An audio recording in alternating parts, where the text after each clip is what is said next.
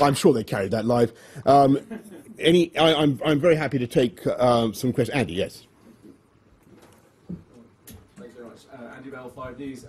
This morning the Prime Minister basically said leaving would be taking a risk with peace and ushered in the possibility of the continent returning to violence. He has a point, doesn't he? Though the EU has played a role in making war between France and Germany virtually unthinkable, of military dictatorships in southern Europe moving into peaceful coexistence with the rest of Europe, of Eastern Europe being liberated. He has a point that the EU has played a role, at least, in preserving peace on the continent, and you risk.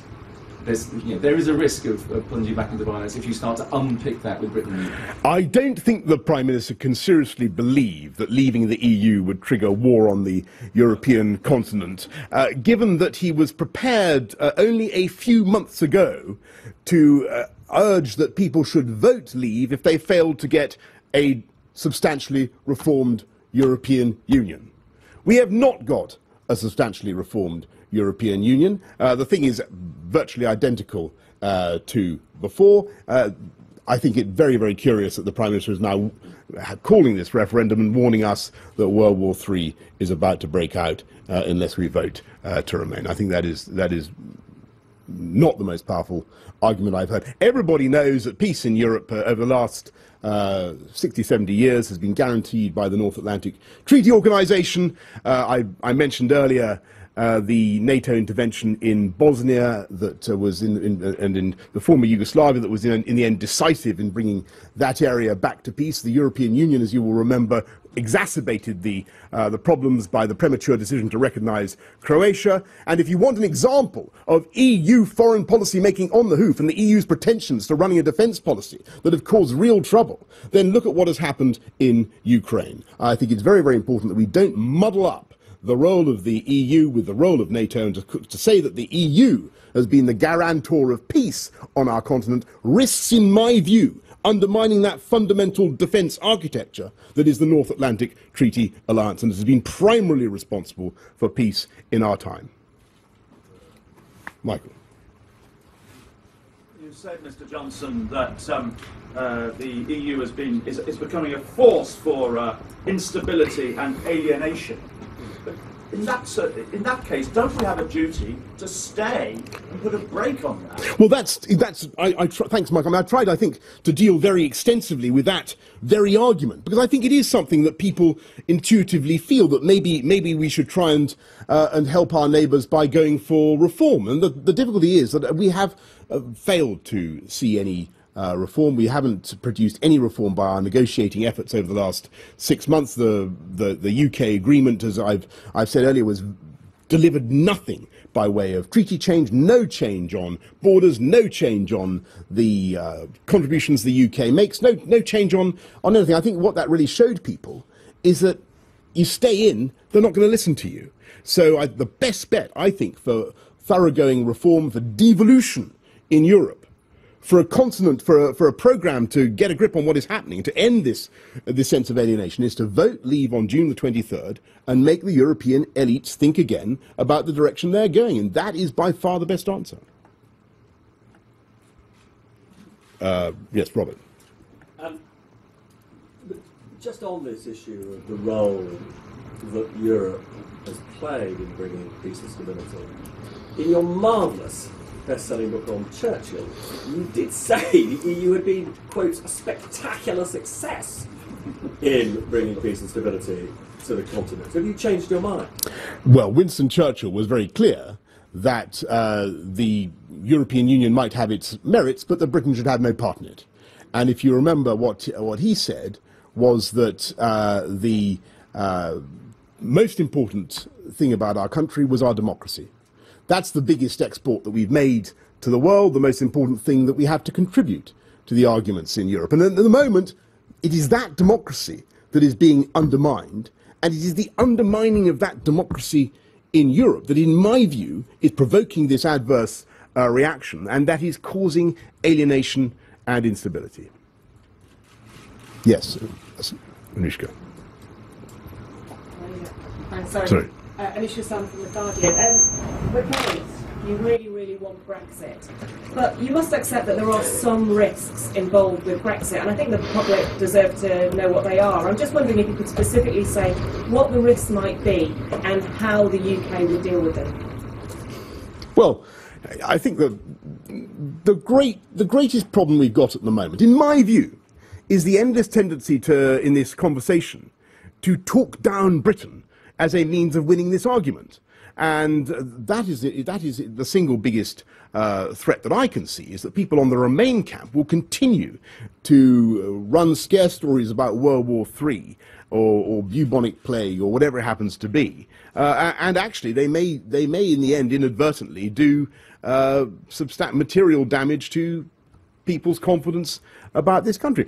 We're a great country. We have nothing to fear. We are the 5th biggest economy in the world. London is the greatest city in the world by a very long margin. We lead the world in a huge number of sectors, and we will prosper and thrive as never before outside the European Union. And we will teach them a wonderful example. We will save Britain by our exertions and Europe by our example.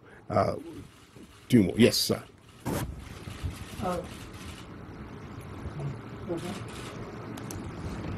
James Maddox from the Express. Do you agree with many of your colleagues? I mean, you referred to the Brexit campaign as "We Happy Few." Do you agree with many of your colleagues? Well, actually, not according to the polls. We're quite numerous, but yeah. But do you agree with many of your colleagues? Well, financially, they've got the big battalions. I won't deny it. They've got the money at the moment. They got the money. Do you agree that many of your colleagues saying that they got taxpayers' money contest has been skewed by this £9 billion? Well, I think, look, I mean, I think it's ridiculous. As I said earlier, that poor old taxpayers who are hard pressed enough. You've got the NHS under huge pressure, and they're taking £9 million out to spend on a bunch of relief. I do think it's ridiculous. I think it's a waste of taxpayers' money. Given that, well, they should, or if they're going to do it, they should at least do it fairly and give us £4.5 million. Given that, could a future Conservative leader or Prime Minister, after the current one, bring this question back if there is still a Remain vote? Well, I am confident that the British people will, in their infinite wisdom, will get the right answer on June the 23rd. That's what we want to see. Yes. Sorry, Sam. Harry Cole from The Sun. Boris, you've just effectively accused the Prime Minister of deliberately misleading voters and the tax. But, I like the word, use the word effectively there. Deliberately deceiving. Given he's deliberately deceiving. Effectively, deliberately. Deliberately deceiving the public, in your view. Surely you can't really serve in this man's government if he's... Would you serve in a future David Cameron government post-Brexit or post-Brexit vote, given you saying he's... I'm a humble ex-municipal toenail now dedicated to serving the cause of this country and trying to extricate us from the European Union, which is, as I say, ever more expensive, moving in the wrong direction, undermining our democracy. We're sending £350 million every week to Brussels. We are losing control of our democratic institutions. It is not right. It's not right for Britain. It's not right for Europe either. That's my concern at the moment. One more, last one. The last one? Yeah, no, Steve, it's a Telegraph. Boris Stevens from Telegraph. George Osborne yesterday suggested that the next leader of the Conservative Party would need to be serious, sober and principled. Do you feel that you would fit that bill? Well, I'm delighted that to discover that the Chancellor is principled, and it's very important and sober and everything else. Very important development. Laura.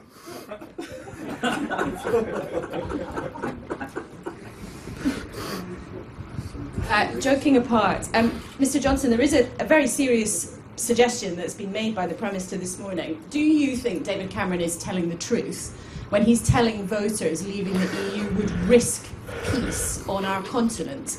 And just as it's Europe Day, would you give us that complete virus vote to join? Right. Well, I mean, you can't have it both ways, Laura. I mean, it is a very serious point, and I think that people should think very hard before they make these kinds of warnings. The answer is no, I don't believe that leaving the EU would cause World War III to break out on the European continent. And as I've said, I think that the principal guarantor of peace and stability on our continent has been NATO. And what worries me now is it's the European Union's pretensions to run a foreign policy and a defence policy that risk undermining NATO. And we saw what happened in Bosnia. We've seen what happened in the Ukraine. It is very, very important in this argument that British politicians remember that we focus on the North Atlantic Alliance and that we keep the focus of Washington and of the Pentagon very much trained on the concerns of the whole of this continent and not to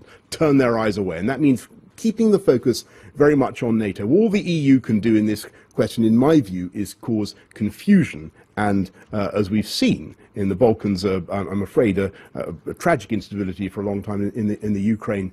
Things went wrong as well. So focus on the North Atlantic Alliance. That is my advice. Okay, folks. Well, I think that Will Walden is drawing his hand across his throat. So we've come to the end of our session. Thank you very much.